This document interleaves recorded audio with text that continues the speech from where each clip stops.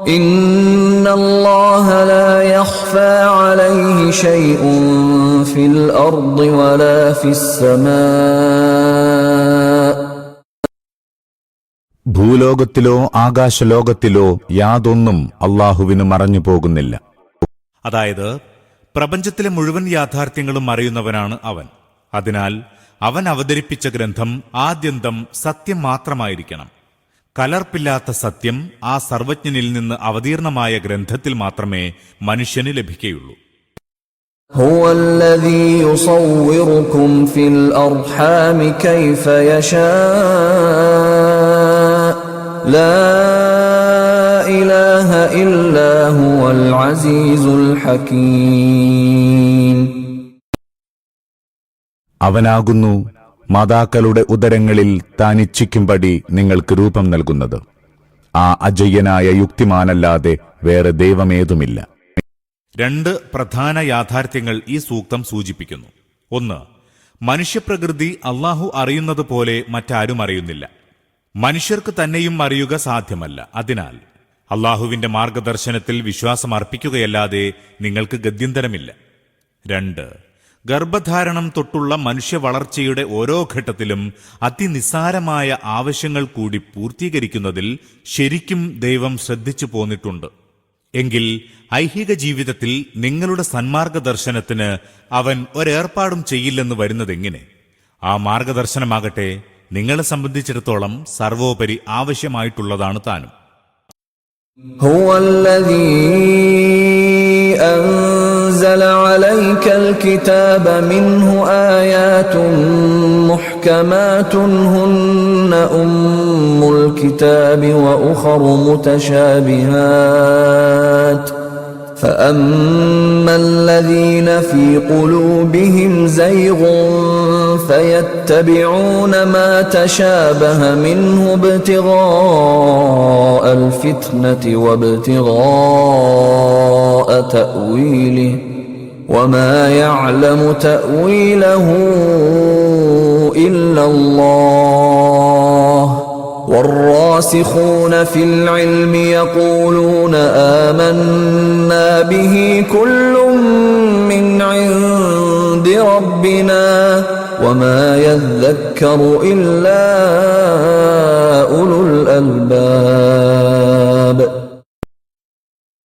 പ്രവാചക, അവനാകുന്നു നിനക്ക് ഈ വേദം അവതരിപ്പിച്ചു തന്നിട്ടുള്ളത്. ഇതിൽ രണ്ടു തരം സൂക്തങ്ങളുണ്ട്.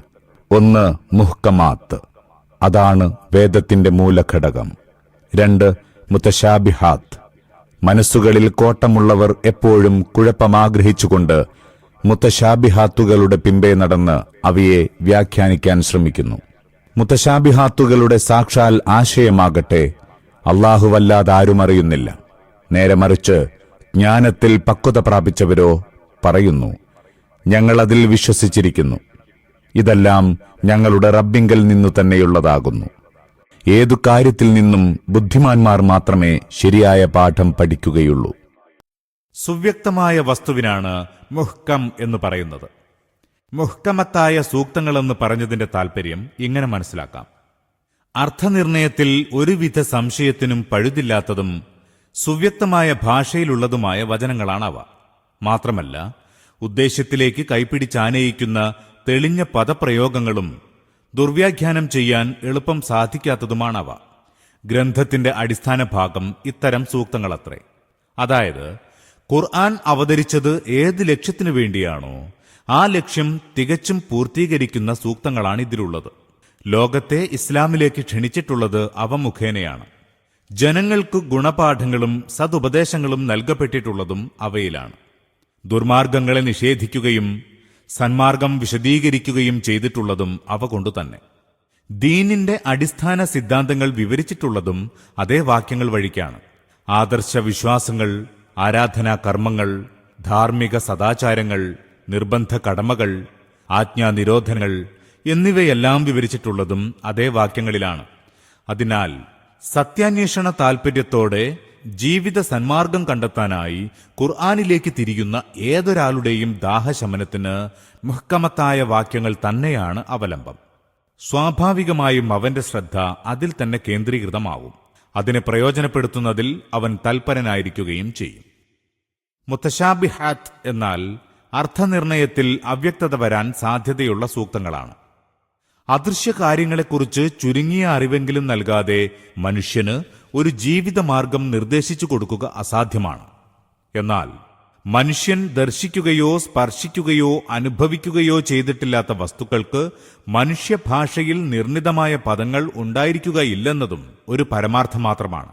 അത്തരം യാഥാർത്ഥ്യങ്ങളുമായി ഏറ്റവും കൂടുതൽ സാമ്യതയുള്ള ഭൗതിക വസ്തുക്കൾക്ക് മനുഷ്യഭാഷയിൽ ചില വാക്കുകളും വിവരണങ്ങളും ഉപയോഗിച്ചു വരാറുണ്ട്. അവ തന്നെ അഭൗതിക യാഥാർത്ഥ്യങ്ങൾ വിവരിക്കുന്നതിനും ഉപയോഗിക്കേണ്ടി വരും. ഈ രീതിയിലുള്ള ഭാഷയാണ് അഭൗമിക കാര്യങ്ങൾ വിവരിക്കുന്നതിൽ വിശുദ്ധ ഖുർആൻ ഉപയോഗിച്ചിരിക്കുന്നത്.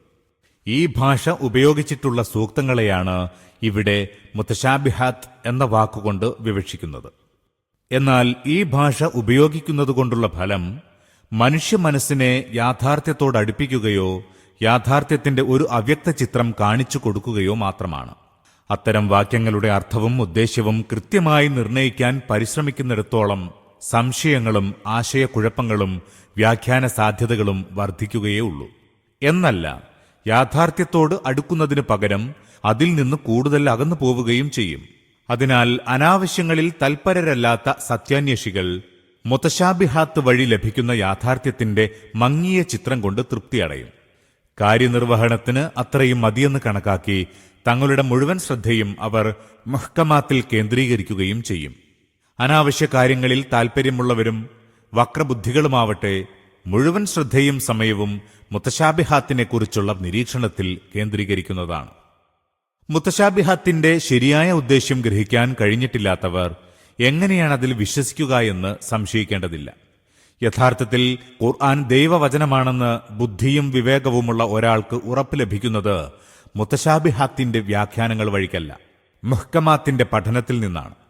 മുഹ്കമത്തായ വാക്യങ്ങളിൽ ശരിക്കും ചിന്തിച്ച ശേഷം ഈ ഗ്രന്ഥം അള്ളാഹുവിന്റെ ഗ്രന്ഥമാണെന്ന് വിശ്വാസം വന്നുകഴിഞ്ഞാൽ പിന്നെ മുത്തശാബിഹാത്ത് ഹൃദയത്തിൽ ഒരു ആശങ്കയും ആശയക്കുഴപ്പവും സൃഷ്ടിക്കുകയില്ല.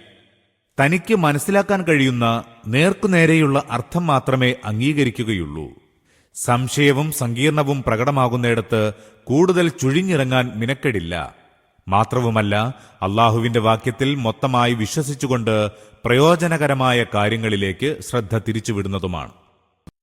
ربنا لا تزغ قلوبنا بعد إذ هديتنا وهب لنا من لدنك رحمة إنك أنت الوهاب. അവർ അള്ളാഹുവിനോട് പ്രാർത്ഥിച്ചുകൊണ്ടിരിക്കുന്നു, നാഥ, നീ ഞങ്ങളെ സന്മാർഗത്തിലേക്ക് നയിച്ചല്ലോ, ഇനി ഞങ്ങളുടെ മനസ്സുകളെ വക്രമാക്കരുതേ. നിന്റെ ഔദാര്യത്തിന്റെ ഖജനാവിൽ നിന്ന് ഞങ്ങൾക്ക് കാരുണ്യം ചൊരിയണമേ. നീ തന്നെയാണല്ലോ സാക്ഷാൽ അത്യുദാരൻ. ربنا إنك جامع الناس ليوم لا ريب فيه إن الله لا يخلف الميعاد. നാഥ, നീ സകല ജനത്തെയും ഒരു നാൾ ഒരുമിച്ച് കൂട്ടുന്നതാണല്ലോ. അത് സംഭവിക്കുമെന്നതിൽ സന്ദേഹമേതുമില്ല. നീ ഒരിക്കലും വാഗ്ദത്തം ലംഘിക്കുകയില്ല തന്നെ. إن الذين كفروا لن تغني عنهم أموالهم ولا أولادهم من الله شيئا وأولئك هم وقود النار. സത്യനിഷേധത്തിന്റെ മാർഗം കൈക്കൊണ്ടവരുടെ സമ്പത്തും സന്താനങ്ങളും അള്ളാഹുവിനെതിരിൽ അവർക്ക് ഒരു ഉപകാരവും ചെയ്യാൻ പോകുന്നില്ല. إن الله لا يخفى عليه شيء في الأرض ولا في السماء. ഭൂലോകത്തിലോ